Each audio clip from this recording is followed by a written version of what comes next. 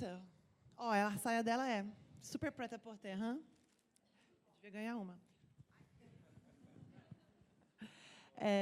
Bom, vamos chamar então agora o Dudu Bertolini, meu mediador. Obrigada, Dudu. Dudu, estilista, e agora não posso falar a próxima. Estilista, produtor, stylist, uma das cabeças mais interessantes da moda nacional. Sempre um pensador, uma reflexão, Dudu. O papo com o Dudu é sempre uma reflexão. Muito obrigada, Dudu. Oscar Metsavá. Bom, Oscar Metsavá implantou na nossa cabeça não um chip, mas a ideia do luxo, do novo luxo, né? Um novo luxo que passa por menos ostentação e mais sustentabilidade. Acho que o Oscar já fez várias coisas, ele é médico, né? Agora um artista multimídia, mas eu acho que especialmente ficou para sempre e fica para sempre o trabalho que ele faz para reconstruir essa imagem antiga do luxo e trazer todos os conceitos do mundo contemporâneo para a roupa que ele faz. Bom, a gente tem o professor Denivaldo, especializado. A casa é fã dele. Especializado, chefe de computador dos laboratórios 3D aqui, é isso, né? Laboratório 3D aqui da Belas Artes. E ele faz coisas unbelievable, tanto como a Danit, só que não em roupa, em móveis e em outros suportes. Chiara Gadaleta, nossa musa sustentável do Brasil. Eu faço para você. Eu faço. Esqueci alguém? Muito bem. Esqueci alguém, Dudu? Não. Bom, então eu passo a bola para o Dudu. Não, acho que as pessoas vão apresentar um pouquinho, né? E acho que o Denivaldo trouxe alguma coisa, né? Acho que os três têm aqui para contar um pouquinho dos cases deles. E eu acho que é muito legal, falo em nome da minha mesa, a gente fazer parte de um seminário tão inovador em termos de tecnologia. E realmente eu concordo que faz bastante tempo que a gente não fala de mudanças substanciais na moda como essa revolução tecnológica que deve acontecer. Porém, a pergunta aqui é como é que isso vai caminhar, como que a tecnologia vestível vai colaborar com a sustentabilidade. Eu acho que teve momentos na história que a gente imaginava essa projeção de futuro, né? Os Jetsons, que a gente falou muito aqui, essa projeção utópica dos anos 60, e a gente chegou no século XXI descobrindo que o aspecto humano é tão importante quanto a tecnologia e que eles só vão dar certo se caminharem juntos, né? E eu acho que a ideia aqui é a gente refletir um pouco como vai ser o papel, a gente até conversou com o Denivaldo, desses artesãos digitais que nós somos, e eu acho que, mais do que apenas pensar em como a gente vai reduzir o impacto no meio ambiente, né, e tudo mais, é pensar essa ideia do maker, que a Danit tão bem nos inspirou, como todos nós vamos poder produzir as nossas próprias roupas, o nosso próprio conteúdo, e assim diminuir os resíduos e os impactos que a gente tem no meio ambiente, e eu acho que essa é uma ideia realmente muito inovadora e revolucionária. Então, vamos começar primeiro pelo Denivaldo, que vai mostrar um pouco o trabalho dele aqui na Belas Artes, que é incrível. Denivaldo, você tem o microfone? O microfone eu tenho, mas se tiver o... Obrigado. Olá. Eu vou falar um pouco sobre fabricação digital e design digital, que é o meu tema. Eu sou arquiteto, inclusive formado aqui na Belas Artes, já há alguns anos. E às vezes a gente se esquece um pouco que, de repente, a história às vezes não é tão linear como a gente imagina. E talvez a gente esteja repetindo algum ciclo de um passado não muito distante. E é exatamente disso que eu gostaria de falar, porque, primeiro, você tem a modificação da forma como algo é feito, e logo depois você tem uma possível modificação na forma como a coisa é projetada ou pensada. Então, mais ou menos, assim, 1914, a data é bem oportuna, então, ou seja, há 100 anos atrás, mais ou menos, a sociedade estava se adaptando às inovações que a Revolução Industrial disponibilizou. Então, designers e arquitetos estavam imaginando novas maneiras de projetar e revisando os processos projetuais, adaptando, né, o que você tinha como o artesanato, a manufatura, para um processo industrializado. Então, dentro desse contexto, a gente observa tudo que a Bauhaus produziu durante esse período e todo o raciocínio, ou seja, o design thinking do início do século passado. Então, a gente pode pensar que o modernismo poderia ser uma maneira ou um processo emergente, projetual, de 100 anos atrás. E o resultado, talvez o Jacques Tati, uns 50 anos depois, pôde mostrar mais ou menos qual foi. Embora as pessoas sejam, por dentro, diferentes, mas talvez por fora ficaram um pouquinho iguais. Essa é uma imagem do Playtime.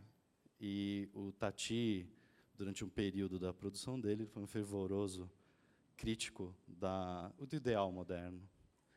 E ele ficava perdido, às vezes, né, com o seu personagem, Monsieur Hulot, como a gente pode observar nessa outra imagem.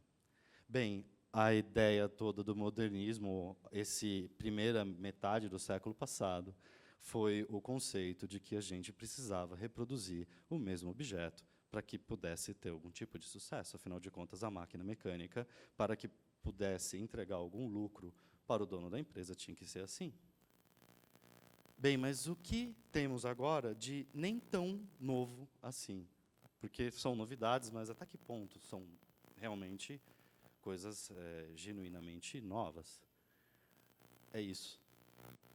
Não o Bender, né, mas o dia que juntaram a uma máquina, eu digo que é o dia que cruzaram um computador com uma máquina mecânica e aí surgiu algum equipamento capaz de produzir algo, não através da interação humana direta, mas através da intermediação do meio digital.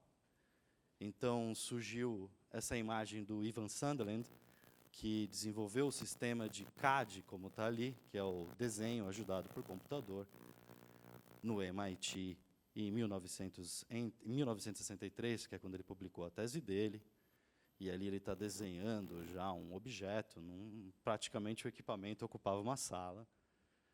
E o sistema CAN, que coloquei aqui numa ordem, mas o sistema CAN, ou CNC, ele veio 10 anos antes do sistema CAD, que é, você coloca no computador o teu desenho, e o computador entrega uma informação numérica para uma máquina que executa alguma ação. Quando a gente está ficamos muito impressionados com a impressora 3D, mas a gente também não pode esquecer que a mesma tecnologia, ou a técnica que está por trás da impressora 3D, é muito parecida com outros equipamentos. No caso aqui, uma fresa ou entre aspas, uma superfuradeira que consegue esculpir objetos em blocos de material. Bem, então, nós temos uma nova forma de fazer as coisas.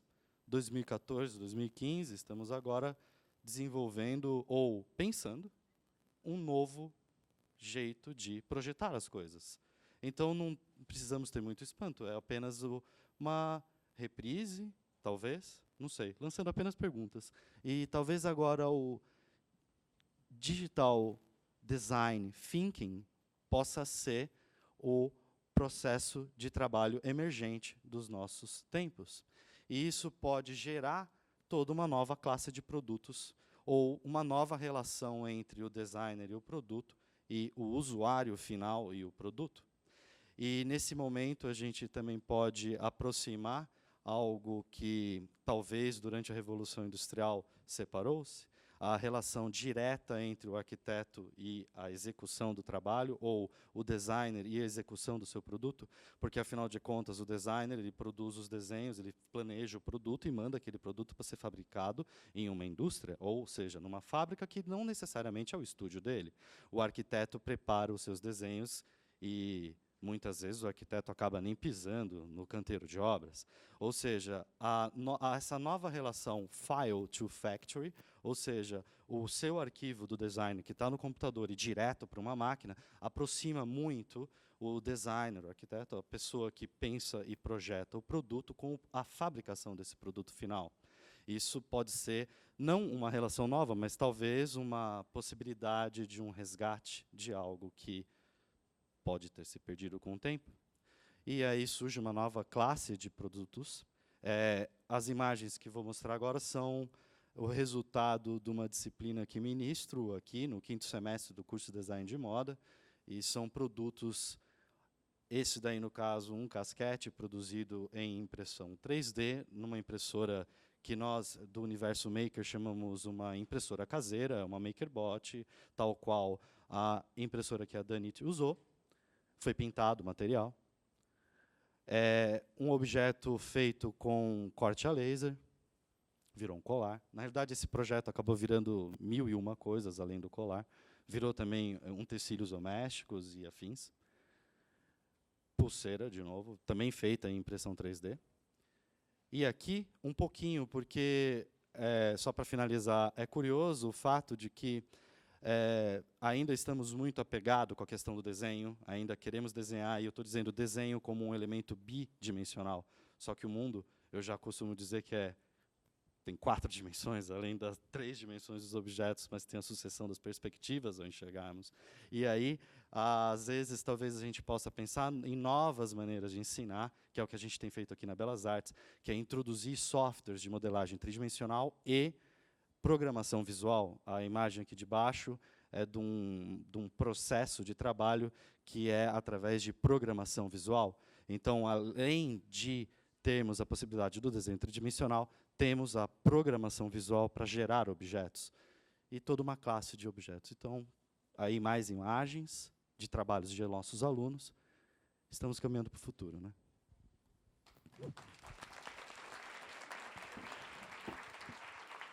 Incrível que a Belas Artes já tem esse laboratório de tecnologia.